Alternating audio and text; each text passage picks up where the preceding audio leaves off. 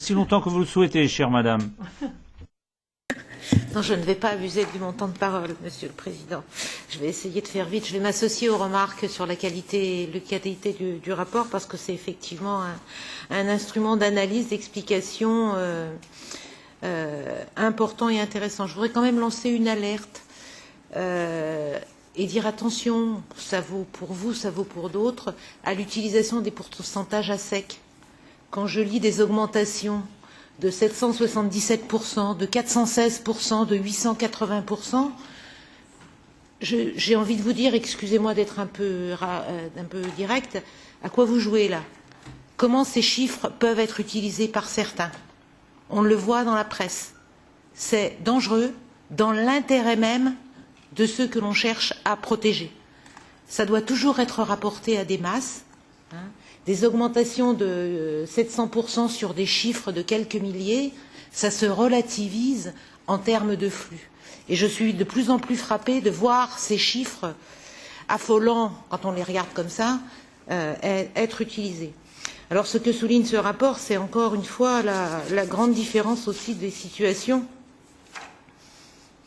des différents demandeurs, mais aussi de la façon dont ils sont traités dans les États membres, en termes de demande, en termes d'acceptation, en termes de situation post-acceptation, je dirais.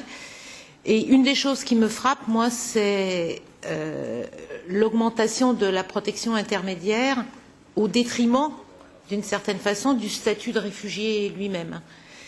C'est avec des variables selon les États. Et l'interrogation que j'ai en la matière, c'est est-ce que ce plus européen ne finira pas par nuire finalement à la protection même des bénéficiaires qui auraient pu, si les législations étaient mieux harmonisées en termes de réfugiés, être plus protectrices pour les demandeurs. Il y a aussi une interrogation qui est mienne et qui, me semble-t-il, n'est pas assez soulignée dans le